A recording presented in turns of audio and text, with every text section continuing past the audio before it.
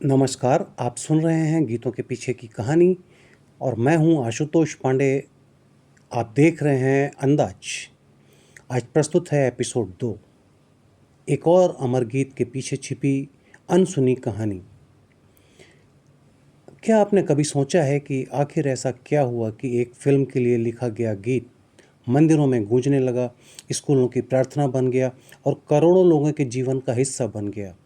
आज की कहानी केवल एक गीत की नहीं है, यह उस विश्वास की कहानी है जो इंसान को इंसान बने रहने की सीख देता है।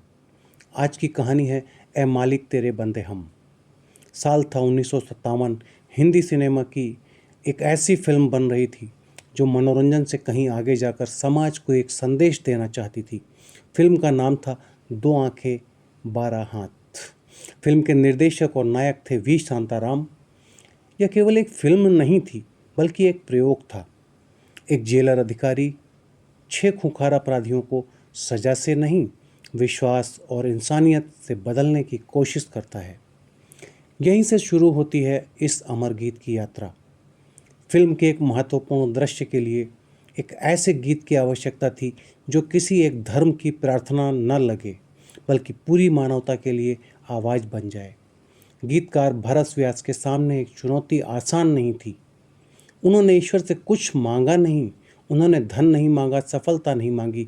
उन्होंने केवल एक प्रार्थना लिखी थी कि हमें ऐसा बना दो कि हम बुराई से बचें और सच्चाई के रास्ते पर चल सकें। यही इस गीत की आत्मा बन गई। अब बारी थी इस प्रार्थना को सुर देने की। यह जिम्मेदारी मिली महान संगीतकार वसंत देसाई को। उन्होंने ऐसी धुन बनाई जिसमें भक्ति भी थी, सरलता भी थी और आत्मा को छू लेने वाली शांति भी। यह धुन किसी मंच के लिए नहीं, हर इंसान के दिल के लिए बनाई गई थी। जब रिकॉर्डिंग का दिन आया तो माइक्रोफोन के सामने खड़ी थीं हमारी लता मंगेशकर जी। उन्होंने इसे केवल गाया नहीं, जिया। उनकी आवाज़ में न प्रदर्शन था न दिखावा, एक सच्ची प्रार्थना थी। यही कारण है कि आज भी जब यह गीत सुनाई देता है तो ऐसा लगता है मानो हमारे भीतर बैठकर हमसे ही बात कर रहा हो कोई। फिल्म रिलीज हुई, दर्शकों ने कहानी की सराहना की, लेकिन धीरे धीरे एक अनोखी बात होने लगी। लोग फिल्म को भूलते गए, पर यह गीत नहीं भूले। स्कूलों ने इसे अपनी प्रार्थना बना लिया, बच्चों ने इसे हर सुबह गाना शुरू किया, कई सामाजिक संस्थाओं ने इसे अपने कार्यक्रमों का हिस्सा बना लिया और फिर देखते ही देखते एक फिल्मी गीत पूरे देश की एक साझा प्रार्थना बन गया। सोचिए कितनी बड़ी बात है।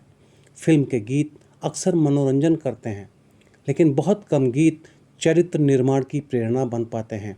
ऐ मालिक तेरे बंदे हम ऐसा ही गीत है। इस गीत में न कोई जटिल प्रदर्शन है, न कठिन शब्द, फिर भी हर पंक्ति जीवन का एक सिद्धांत सिखाती है। बुराई से बचना, सत्य के साथ चलना, दूसरों का भला करना और अपने भीतर के इंसान को जीवित रखना।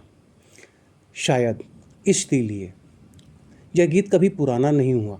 आज जब दुनिया पहले से कहीं अधिक तेज हो गई है, जब प्रतियोगिता, तनाव और स्वार्थ हमारे जीवन का हिस्सा बनते जा रहे हैं, ऐसे समय में यह गीत फिर याद दिलाता है कि सबसे बड़ी सफलता अच्छा इंसान बनना है। और शायद यही कारण है कि लगभग 7 दशक बीत जाने के बाद भी जब कहीं से ऐ मालिक तेरे बंदे हम की धुन सुनाई देती है तो अनायास हमारे हाथ जुड़ जाते हैं और मन कुछ क्षणों के लिए शांत हो जाता है।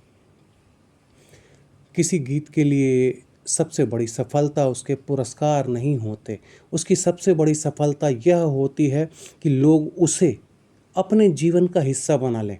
और ऐ मालिक तेरे बंदे हमने यही कर दिखाया। यह केवल एक फिल्मी गीत नहीं बल्कि करोड़ों भारतीयों की स्मृतियों, संस्कारों और प्रार्थनाओं का हिस्सा बन चुका है। अब मैं आपसे एक बात जानना चाहता हूँ, क्या आपने भी अपने स्कूल की प्रार्थना में ऐ मालिक तेरे बंदे हम गाया है? अगर हाँ, तो अपने स्कूल का नाम और वह याद कमेंट में ज़रूर लिखिए। हो सकता है आपकी वही याद किसी और को भी अपने बचपन तक पहुंचा दे। मैं हूं आशुतोष पांडे। आप सुन रहे थे गीतों के पीछे की अनकही कहानी।